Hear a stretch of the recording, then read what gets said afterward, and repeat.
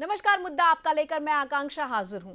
परीक्षा यानी कि परीक्षा, इस शब्द को सुनते ही फीवर चढ़ जाता है और होना भी लाजमी है, क्योंकि जो कुछ भी याद किया है वो आएगा या नहीं आएगा, जो पूछा जाएगा उसका आंसर हम सही तरीके से परफॉर्म कर पाएंगे या ना कर पाएंगे, ये सारे प्रश्न हर परीक्षार्थी के मन में होते हैं। ना केवल हर परीक्षार्थी के मन में, बल्कि पेरेंट्स और टीचर्स भी परीक्षा को लेकर काफ़ी सदमे में होते हैं, क्योंकि कितनी भी तैयारी कर ली जाए, यदि एंड टाइम पर आपने परफॉर्मेंस अच्छी नहीं दी तो आपके रिजल्ट्स खराब हो सकते हैं। और यही प्रेशर होता है एग्जाम के पहले टीचर्स के मन में, स्टूडेंट्स के मन में और स्पेशली पेरेंट्स के मन में। तो आज इसी विषय पर बात करेंगे और इस विषय पर बात करने के लिए विशेषज्ञ के तौर पर हमारे साथ जुड़ रही हैं हेडमास्टर रेडियंट वे से सरिता झा जी, स्वागत है आपका। साथ ही जुड़ रही हैं काउंसलर और मनोचिकित्सक डॉक्टर गार्गी पांडे, आप दोनों का बहुत बहुत स्वागत। नमस्कार। सबसे पहला सवाल डॉक्टर गार्गी आपसे जानना चाहेंगे कि परीक्षा का डर आखिर होता क्यों है? क्या लगता है आपको, इसके पीछे की साइकोलॉजी क्या है?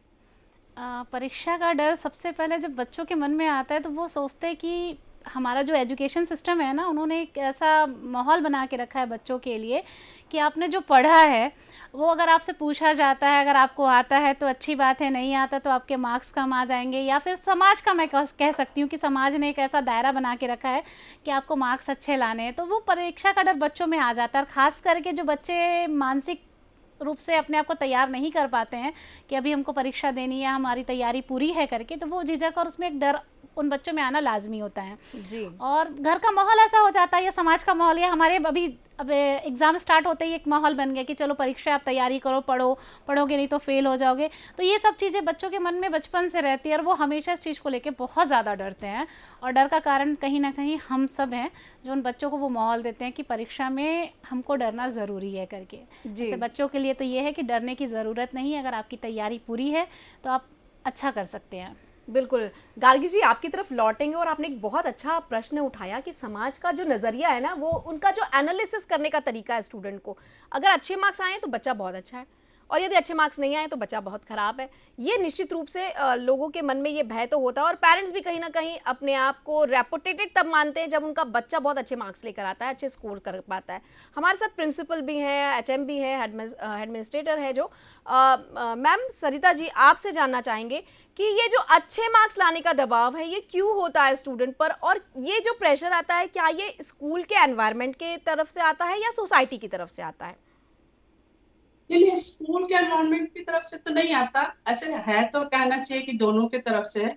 बट पेरेंट्स अपना एक कहना चाहिए स्टेटस बनाए रखना है, बच्चों को दिखाना है कि हाँ मेरा बच्चा बहुत होशियार है ना। ये दिखाने के लिए वो बच्चों पे बहुत ज्यादा प्रेशर देते हैं, जो कि नहीं होना चाहिए। एक्चुअली सही पढ़ाई है, यदि बच्चा करता है डेली डेली, यदि वो 1 घंटे भी पढ़ता है तो उसके लिए इनफ है। तो उनको पढ़ाई का जो प्रेशर है, परीक्षा का प्रेशर है, ये नहीं होता जब वो बच्चा रेगुलर पढ़ाई करता है। जी। और कई बार हमने देखा है मैम कि बच्चा ना रेगुलर पढ़ता भी है लेकिन एग्जाम टाइम पे ना बहुत जल्दी बीमार पड़ जाते हैं बच्चे।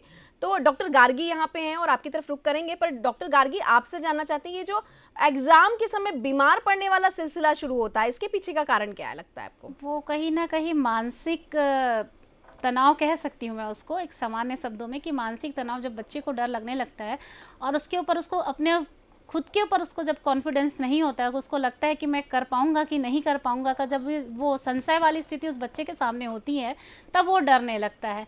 कई बार बच्चे की पूरी 100% की तैयारी है पर उसको ऐसा लगता है कि नेक्स्ट डे जब वो एग्ज़ाम सेंटर में होगा या एग्ज़ाम टेबल पे बैठा होगा तो उससे नहीं हो पाएगा। तो डर, भय, झिझक, संकोच कहीं ना कहीं उस बच्चे को पीछे कर देता है। शायद यही उसके तनाव का कारण होता है और ये डर का भी कारण बनता है कि उसको ऐसा लगता है कि मैं नहीं कर पाऊंगा। और जो मैं नहीं कर पाऊंगा वाला शब्द अगर बच्चे के मन में है तो उसको दूर करना हमारे लिए बहुत ज़रूरी है कि हम उस बच्चे के साथ बैठ के बात करें, समझाएं और उसके तनाव को दूर करें। जी, हमारे साथ मैम है सरिता जी। सरिता जी, आपसे जानना चाहूँगी, अक्सर क्या होता है ना कि जब बच्चा परफॉर्म करने वाला होता है तो जितना स्ट्रेस वो लेता है अपने एग्ज़ाम को लेकर, उतना ही सब्जेक्ट टीचर को भी हमने देखा है कि वो भी काफ़ी स्ट्रेस फील करते हैं कि बच्चा अच्छे से परफॉर्म कर पाएगा नहीं, क्योंकि उनका भी क्या बोलते हैं एग्रेडेशन होता है, वो इसी आधार पर होता है कि बच्चे ने कितना अच्छा परफॉर्म किया आपके सब्जेक्ट में। तो कहीं ना कहीं टीचर भी तनाव में होते हैं, तो एग्ज़ाम का फीवर जो है वो टीचर्स को भी होता है, तो इसके पीछे का कारण आपको क्या लगता है? देखिए रहता तो दोनों को है। जी। बट क्या होता है कि टीचर को भी कॉन्फिडेंस होना चाहिए, बच्चे को भी कॉन्फिडेंट अपने सब्जेक्ट में होना चाहिए। हम्म। टीचर जिस मेथड से पढ़ा रही है, बच्चा उस मेथड को फॉलो कर रहा है, ये उस पर डिपेंड करता है कि वो कर रहा है या नहीं। जी। टीचर का मेथड ये रहता है कि बच्चा बार बार उस चीज को, यदि बच्चों में जो क्वेरी है उस क्वेश्चन को पूछने के लिए है, तो हम्म। उस प्रॉब्लम को, वो क्वेरी को वो सॉल्व करे, दूर करे उस चीज को, कि बच्चा उसके सब्जेक्ट में परफेक्ट हो पा रहा है कि बार बार उस चीज को क्वेश्चन करे, उस बच्चे से कहना चाहिए कि वो डिस्कस करे जी। कि आपको ये चीज समझ में आ रही है नहीं। बच्चा भी खुल के उस टॉपिक को पे टीचर से डिस्कस करे कि मुझे यहाँ पे ये प्रॉब्लम हो रही है, क्या आप मेरी इस प्रॉब्लम को सॉल्व कर सकते हैं। तो दोनों का जो कहना चाहिए तालमेल, जी। वो दोनों का होना चाहिए एज अ टीचर और हम्म। बच्चों का। जी, उसका तालमेल बैठना बहुत ज़रूरी है, लेकिन क्या होता है ना, जिस सब्जेक्ट पे हमको डर लगता है, उस सब्जेक्ट का टीचर भी बहुत डरावना लगता है, और शायद यही वजह है कि हम अपने आप को कनेक्ट नहीं कर पाते। तो डॉक्टर गार्गी, आपसे जानना चाहते हैं कि यदि कोई सब्जेक्ट हमें डरा रहा है या हम खुलकर अपने टीचर से बात नहीं कर पा रहे हैं तो ऐसी कंडीशन में स्टूडेंट किसके पास जाएगा? ऐसी कंडीशन में तो मैं चाहूँगी कि बच्चे को पहले अपने पेरेंट्स से बात करनी चाहिए कि अगर कोई पर्टिकुलर सब्जेक्ट है, मोस्टली जैसे बच्चे मैथ्स को लेकर डरते हैं, और मैथ्स अगर मैथमेटिक्स में अगर उनको डर है तो वो उनको बहुत ज़्यादा डर लगेगा उस सब्जेक्ट के टीचर से। तो पेरेंट्स से अगर बच्चा अगर बात करता है और अपने डर के बारे में ज़िक्र करता है कि मुझे सब्जेक्ट को लेकर डर है, तो पेरेंट्स के लिए सबसे पहले ज़रूरी है कि शांति से उस बच्चे की बात को सुने, और जो उचित हल उस बच्चे के लिए हो सकता है वो करे। हो सकता है उस टीचर के साथ जाके बात करें, क्लास टीचर से या सब्जेक्ट टीचर से, कि बच्चे को इस पर्टिकुलर सब्जेक्ट में प्रॉब्लम आ रही है, तो आप उन्हें सपोर्ट कीजिए। कुछ चीज़ें होती हैं जो टीचर्स के पास होती है, अवेलेबल करवा के उन बच्चों के साथ अच्छा प्रोग्रेस करवा सकती है उस पर्टिकुलर सब्जेक्ट पे, और वो टीचर पे डिपेंड करता है कि बच्चे के साथ वो कैसा डील करते हैं। अगर बच्चे को डर है तो डर निकालने का काम सबसे पहले टीचर के सपोर्ट से ही हो सकता है, बिना टीचर के सपोर्ट के तो मेरे ख्याल से नहीं हो पाएगा ये। जी। सरिता जी, आपसे जानना चाहते हैं, स्कूल में एडमिशन का जो प्रोसेस होता है ना, वो भी रिजल्ट के आधार पर होता है। 90% स्कूल जो है वो रिजल्ट्स देखकर एडमिशन्स देती हैं। कुछ स्कूलों में आजकल जो इंट्रेंस एग्ज़ाम्स होने लगे हैं वो होने लगे हैं। तो ऐसे में जो एवरेज बच्चा है वो कहीं ना कहीं पीछे रह जाता है, और शायद यही वजह है कि पेरेंट्स भी डरते हैं। तो ये जो स्टूडेंट्स का सिलेक्शन होता है, आपकी दृष्टि में क्या ये उचित है? नहीं, ये तो हमारी दृष्टि से उचित नहीं है, क्योंकि स्कूल में हर तरह के बच्चे रहते हैं। उम, हर बच्चों का जो कहना चाहिए आईक्यू लेवल एक जैसा नहीं होता, दिमाग एक जैसा नहीं होता। कोई बहुत अच्छा होता है, कोई मिड होता है, कोई थोड़ा सा कम रहता है। जी। बट ये ऐसा नहीं होना चाहिए। जी, बिल्कुल नहीं होना चाहिए, और आप इस चीज़ को जो बहुत अच्छे बच्चा से है समझते हैं। वो और वहाँ पे टेस्ट फेस ना करे, और आगे चल के उसी स्कूल में पढ़ते पढ़ते वो काफी आगे निकल जाए। जी, बिल्कुल, और ये बात पूरे एडमिनिस्ट्रेशन को समझनी होगी स्कूल के, कि यदि हम सिर्फ सेलेक्टेड बच्चों का एडमिशन लेंगे तो वो बच्चे कहाँ जाएंगे जो थोड़ा पढ़ाई में पीछे हैं लेकिन अदर एक्टिविटीज़ में आगे हैं। तो कुछ ना कुछ क्राइटेरिया तो एडमिनिस्ट्रेशन की तरफ से भी डिसाइड होना चाहिए। और गार्गी, आपकी तरफ रुक करती हूँ, आपसे जानना चाहती हूँ, ये जो स्टेटस सिंबल बन गया ना, हमारे बच्चे ने तो इतना मार्क्स लाया, हमारे बच्चे ने इतना मार्क्स लाया, ये भी कहीं ना कहीं बच्चों पर दबाव डालता है। तो इस पर आपका क्या मत है? पेरेंट्स की क्या भूमिका होगी, खास तौर पर एग्जाम के टाइम पे? एग्ज़ाम के टाइम पे पेरेंट्स की जो भूमिका होती है बहुत महत्वपूर्ण होती है, क्योंकि कोई भी एग्ज़ाम जो होता है उसमें बच्चा जितना ज़्यादा पार्टिसिपेट करता है तो कहीं ना कहीं उसके पेरेंट्स भी उसके साथ पार्टिसिपेट करते हैं। वो एकेडमिक हो या नॉन एकेडमिक, जो भी एग्ज़ाम होता है वहाँ पे पेरेंट्स की भूमिका बहुत ज़्यादा बढ़ जाती है। और रही बात स्टेटस सिंबल की, तो ये मोस्टली हर पेरेंट्स यही करता है। वो चाहता है कि अगर इसके बेटे के 90% आए तो मेरे बेटे के 92% आ जाए करके, और ये टारगेट सेट करना बहुत बुरी बात है। अगर मैं माँ हूँ कि अगर ये सोचती, अपने बेटे के ऊपर प्रेशर डालती हूँ कि नहीं तुम्हें 92% लाना है, तो मैं भूल जाती हूँ कि उसके छोटे से मन पे उसका क्या प्रभाव पड़ेगा। अगर मेरा बेटा कहीं सोचता है कि उसको परेशानी है, शायद वो ना कर पाए, तो कहीं ना कहीं वो होपलेस हो जाएगा या कुछ अपने आप को नुकसान कर लेगा। तो मैं सभी पेरेंट्स से रिक्वेस्ट करूँगी, स्पेशली खास करके तब, क्योंकि अभी एग्ज़ाम का जो हमारा पैटर्न है बहुत टफ होता है हमारे बच्चों के लिए, और ये टाइम बहुत क्रिटिकल होता है हमारे बच्चों के लिए। उनके छोटे से दिमाग में बहुत सारी चीज़ें घूमती हैं। समाज के सामने अपने आप को प्रेजेंट करने के लिए, पेरेंट्स के रिस्पेक्ट के लिए वो बहुत कुछ करते हैं। तो पेरेंट्स बहुत प्यार से उन बच्चों के साथ डील करें, और बिल्कुल प्रेशर ना डालें बच्चों के ऊपर किसी भी मार्क्स को लेके, क्योंकि हर बच्चा स्पेशल है, हर बच्चा खास है और हर बच्चे की अपनी क्वालिटीज़ हैं। नंबर के आधार पे उनको आंकना बहुत गलत और बहुत बुरी बात है। जी। सरिता जी, आपसे अब जानना चाहेंगे, आजकल पेरेंट्स भी ना बहुत ज़्यादा कॉन्शियस हो गए हैं नंबर को लेके। कई बार ये होता है कि एक नंबर से भी अगर उनका बच्चा पीछे हो गया तो वो उसके लिए आर्ग्यू करने लग जाते हैं, आंसर शीट दिखाने की बात होती है और बहुत सारी जगहों पर तो वो सेटिस्फाइड ही नहीं होते नंबर से। ऐसा कुछ ना कुछ मामला तो आपने भी फेस किया होगा, तो ऐसे पेरेंट्स के लिए आपका क्या सजेशन है? हमारा यही सजेशन है, हम पेरेंट्स को यही बोलते हैं कि आपने जो पढ़ाई की है, आप अपना समय देखिए। क्या आप 100% थे? 100% आपने नंबर लाया? कहीं ना कहीं आप भी तो थे, आपने भी तो उतनी मेहनत की, लेकिन आपको उतना रिजल्ट नहीं मिल पाया। हम्म। तो हम भी बच्चों के साथ वही सोचे, स्मूथली लें उस चीज को, जी। कि जितना उसके पास मतलब आईक्यू लेवल जितना होगा उतना ही वो कैच कर पाएगा। बहुत ज्यादा उस पर प्रेशर ना दे, उससे ज्यादा वो नहीं कर पाएगा। स्मूथली चलें, ज्यादा बेटर है। जी। और कंपेयर ना करें और बच्चों से या अपने से, कि हम पढ़ते थे 100% नंबर लेके आते थे, वो बच्चा 100% नंबर लेके आता है, उसको सारी सुविधाएं हैं, हमको भी है, तुमको भी है, लेकिन तुम वो पढ़ाई नहीं कर पाते हो, आखिर कारण क्या है? तो ये कंपेयर ना करें तो ज्यादा बेहतर है। पढ़ा बच्चा जैसा पढ़ रहा है, वो अपने लेवल पे पढ़ाई कर रहा है, मेहनत करे जरूर। आप भी उनके साथ उनका साथ दें, टीचर को भी उनका साथ देना चाहिए, जी। मेहनत करनी चाहिए।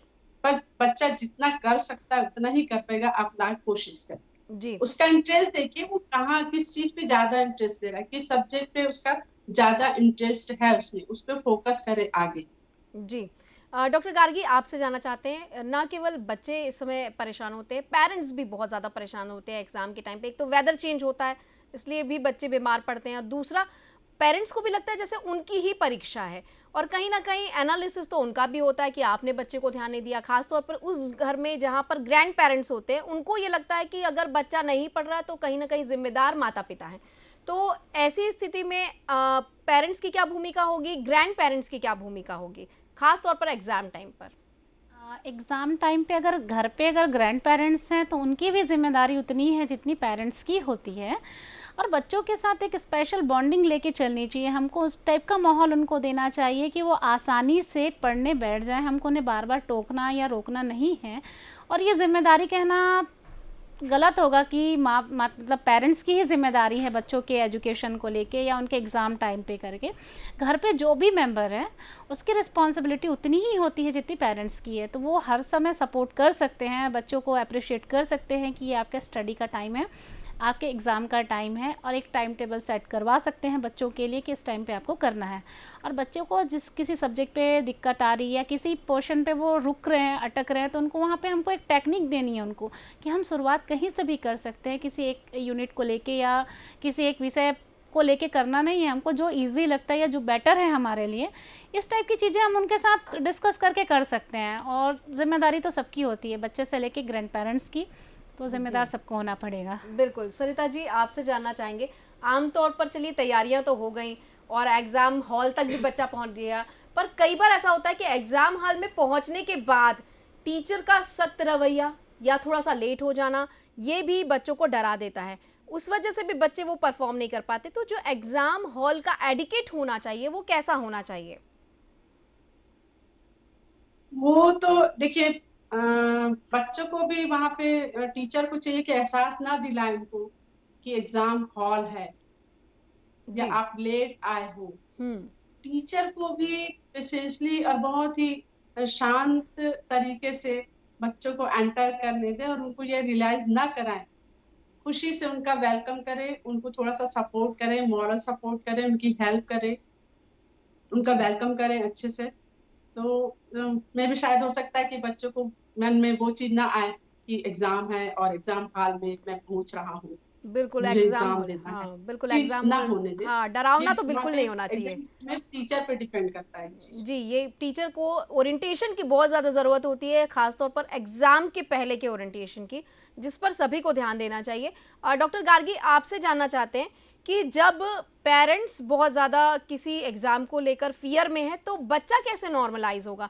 बहुत सारी जगहों पे हम ऐसा देखते हैं कि पेरेंट्स ज़्यादा पैनिक हो जाते हैं एग्ज़ाम को लेकर, तो ऐसी कंडीशन में पेरेंट्स के लिए आपकी क्या सलाह है? पेरेंट्स को सलाह तो ये है कि पहले तो वो अपने आप को शांत रखना सीखें। किसी भी चीज़ में हड़बड़ी करने से वो चीज़ें बिगड़ जाती हैं। अगर वो पैनिक होते हैं तो हो सकता है उनके घर का माहौल बिगड़ सकता है, बच्चा बहुत ज़्यादा फ़ियर में आ सकता है। हमको उस समय वो माहौल खुशनुमा बनाना है। उन पेरेंट्स से खास करके रिक्वेस्ट है कि किसी भी एग्ज़ाम में आपके एक्स्ट्रा टेंशन लेने से वो एग्ज़ाम सही नहीं हो सकता। हो सकता है आपके कारण आपके बच्चे पे इसके दुष्प्रभाव पड़े, बच्चा हो सकता है बहुत ज़्यादा पैनिक हो जाए। तो बच्चे की सिचुएशन को हमको समझना है, हमको हैंडल करना है और बहुत प्यार से डील करना है इन बच्चों के समय, क्योंकि ये परीक्षा का टाइम है। और परीक्षा का टाइम मतलब हम बोलते हैं ना, पर की इच्छा से पूछे जाने वाले प्रश्नों का समय है, जिसका उत्तर हमको अपने शब्दों में देना है। तो हमको बच्चों के साथ एक क्वालिटी टाइम स्पेंड करनी चाहिए, बच्चों को एक टेक्निक देनी चाहिए और खुद को भी शांत रखने के लिए मेडिटेशन खुद करें, बच्चे को भी करवाएं और एक टाइम निकालें, हेल्दी टाइम अपने बच्चों के साथ, परिवार के साथ, ताकि बच्चों को इस चीज़ का डर ना हो और ना पेरेंट्स को। और पेरेंट्स को बहुत ज़्यादा पैनिक नहीं होना चाहिए, क्योंकि ये आपके लिए नेगेटिव है और बच्चे के लिए भी। जी, आपने मेंटल हेल्थ की बात की। मैं सरिता जी आपसे जानना चाहती हूँ, फिजिकल हेल्थ का कितना ध्यान रखना होगा एग्जाम के टाइम पे पेरेंट्स को? हाँ, ये बात तो सही है। फिजिकल हेल्थ का बहुत ध्यान रखना चाहिए। उनको खाने पीने का एक लिमिट होना चाहिए। सोने का एक समय होना चाहिए। सोने पे भी उनको रेस्ट, रिलैक्स, जैसे माइंड रिलैक्स जी उनको देना चाहिए। हेल्दी खाना जैसे फ्रूट्स है आपका, जूस है, ये बीच बीच में उनको देते रहना चाहिए, जो उनके माइंड को थोड़ा रिलैक्स मिले जी। जिससे।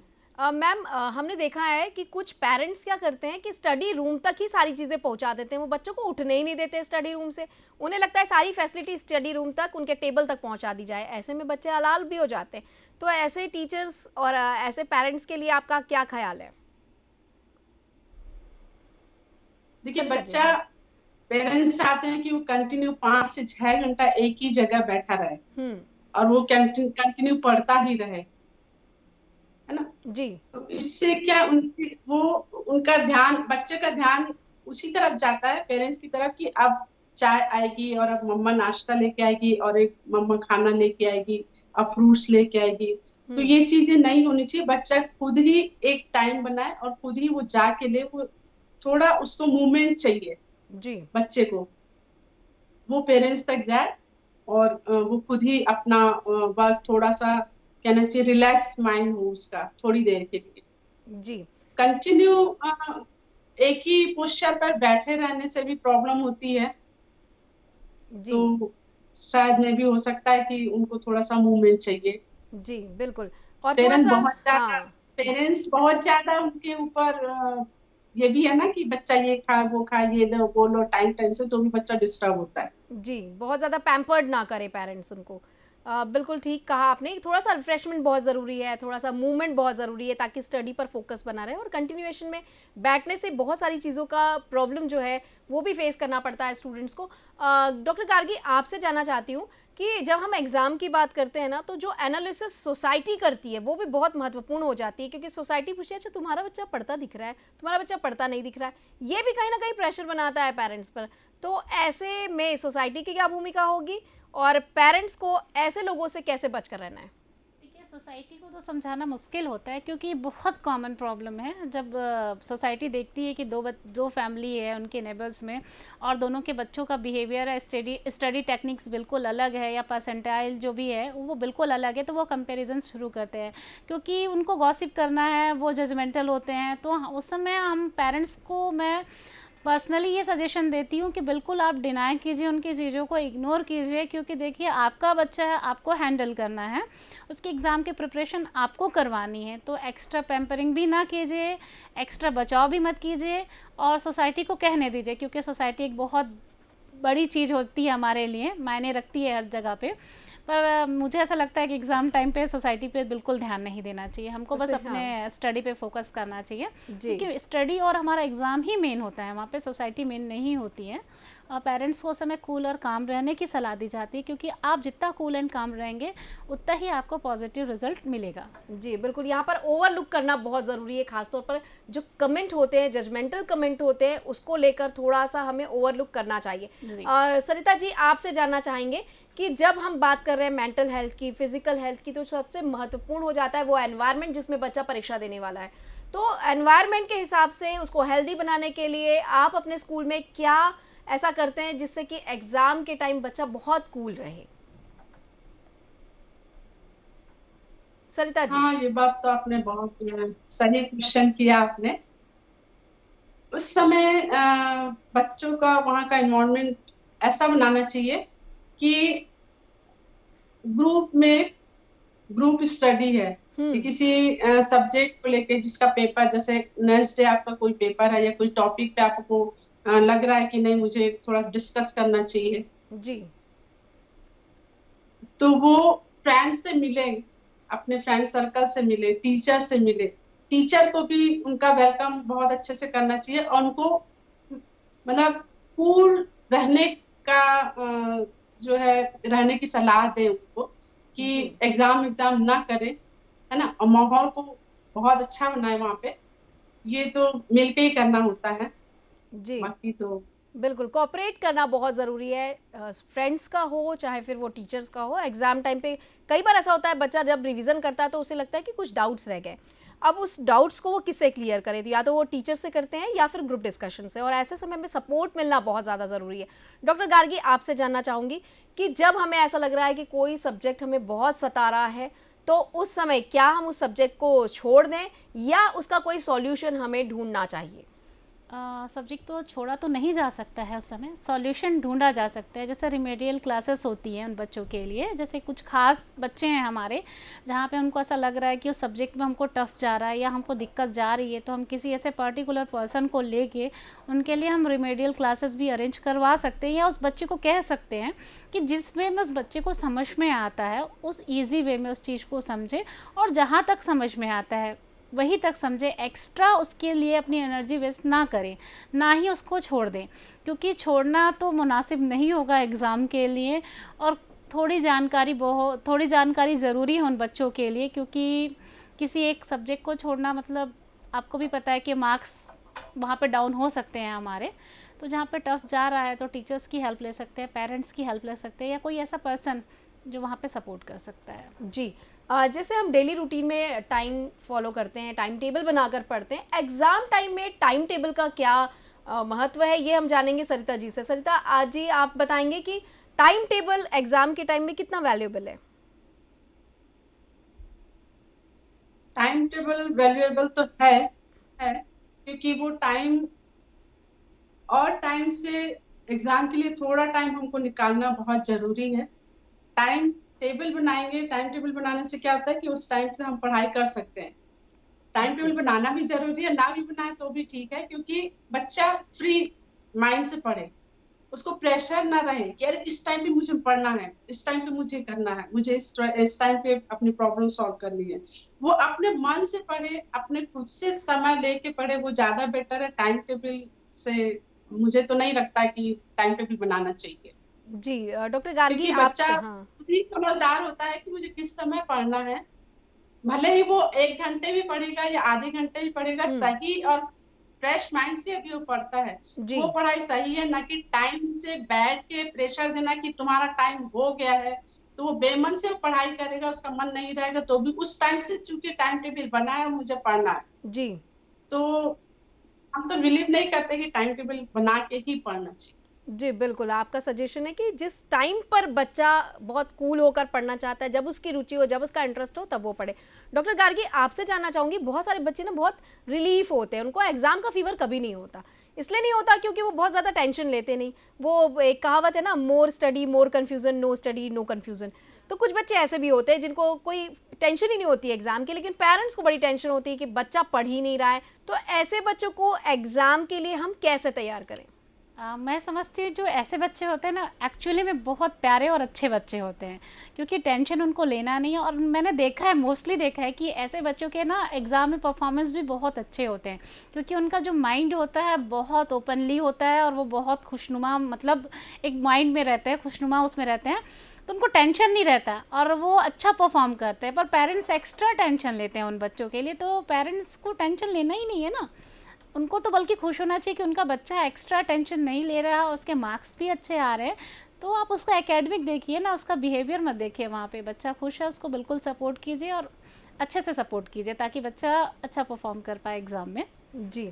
सरिता जी, अगला सवाल आपसे। आमतौर पर ऐसा देखा गया है कि जिनके बच्चे ना मतलब जिन बच्चों के पेरेंट्स काफ़ी एकेडमिक होते हैं, बहुत अच्छे स्टूडेंट रहे हैं, उन्हें अपने बच्चों से अपेक्षाएं बहुत ज़्यादा होती है, और वो बच्चा यदि एवरेज है तो उसके लिए टेंशन और ज़्यादा होती है, क्योंकि एग्ज़ाम के समय वही पेरेंट्स अपने बच्चों पर ज़्यादा प्रेशर बनाते हैं। तो ऐसे पेरेंट्स के लिए आप क्या कहना चाहेंगी? नहीं, बहुत ज्यादा प्रेशर तो नहीं देना चाहिए, कि जरूरी नहीं है कि हम बहुत ज्यादा ब्रिलियंट है तो हमारा बच्चा भी बहुत ज्यादा ब्रिलियंट होगा। ये अपेक्षाएं ही बच्चों को थोड़ा सा पीछे हटा देती है। जी। ये तो हर पेरेंट्स से हम कहना चाहेंगे कि कभी भी ये उम्मीद ना रखे कि हम डॉक्टर हैं, तो है नेचुरली होता है कि डॉक्टर का बेटा डॉक्टर बनेगा, ये हर पेरेंट्स की उम्मीद रहती है जो डॉक्टर फैमिली है ना। जी। तो जरूरी नहीं है ऐसा, वो इंजीनियर भी बन सकता है, वो कहना चाहिए दूसरी बहुत फील्ड में सारी जा ऐसी सकता हैं है। हम्म। जो जिसमें उसका इंटरेस्ट हो वो कर सकता है। तो प्रेशर ना दें पेरेंट्स को, उम्मीद ही है, बोलते ना उम्मीद पे दुनिया टिकी है। तो जी। पेरेंट्स से काफी उम्मीदें रहती हैं, जब बच्चा पूरा नहीं कर पाता तो पेरेंट्स थोड़े से तो नर्वस हो जाते हैं। और हम्म। वो पेरेंट्स को मैं कहना चाहूंगी कि ऐसा ना करे, बच्चों के साथ बहुत ज्यादा प्रेशर ना दे बच्चों को। जी। सही पढ़ाई वही है जो डेली रूटीन में जब वो पढ़ता बच्चा पढ़ता है, स्कूल से जो भी वो पढ़ के आया है, एक बार यदि वो 1 घंटे बैठ के सारे सब्जेक्ट का रिवीजन कर दे, जी। उस बच्चे को मेहनत नहीं करनी पड़ती है। और पेरेंट्स थोड़ा टच में रहे, टीचर से भी टच में रहे, पेरेंट्स बच्चों से भी टच में रहे, कि टीचर ने क्या पढ़ाया एक बार बच्चा रिवाइज कर ले। बस यही बच्चों को थोड़ा सा मोटिवेट करते रहे पेरेंट्स, तो ज्यादा मेहनत करने की जरूरत नहीं रहती है जी। बच्चों को स्पेशली। जी, और अब अंतिम सवाल डॉक्टर गार्गी आपसे। आप चलते-चलते जानना चाहेंगे आपसे कि आप हमारे पेरेंट्स को क्या सलाह देंगी इस एग्ज़ाम टाइम पे उन्हें फ़ीवर ना हो, इसके लिए आपका क्या सलाह है? पेरेंट्स के लिए यही सलाह है कि आप बिल्कुल खुश रहिए, खान पान पे ध्यान रखिए, बच्चों के लिए भी उनके खान पान पे उनके टाइमिंग को लेके ध्यान रखिए और अपने लिए भी ध्यान रखिए। आप एक्स्ट्रा टेंशन बिल्कुल मत लीजिए, क्योंकि आपके एक्स्ट्रा टेंशन से किसी को फ़र्क नहीं पड़ने वाला है। आपके स्वास्थ्य पे चाहे आपकी वो फिज़िकली हेल्थ हो या आपके मेंटली हेल्थ, दोनों पे इफ़ेक्ट होगा। तो मैं तो यही पॉजिटिव सलाह देती हूँ आपको कि प्लीज़ आप खुश रहिए, एग्ज़ाम है बहुत अच्छे से निकलेगा और आपका बच्चा बहुत अच्छा परफॉर्म करेगा। जी। बस एक पॉजिटिविटी के साथ रहिए।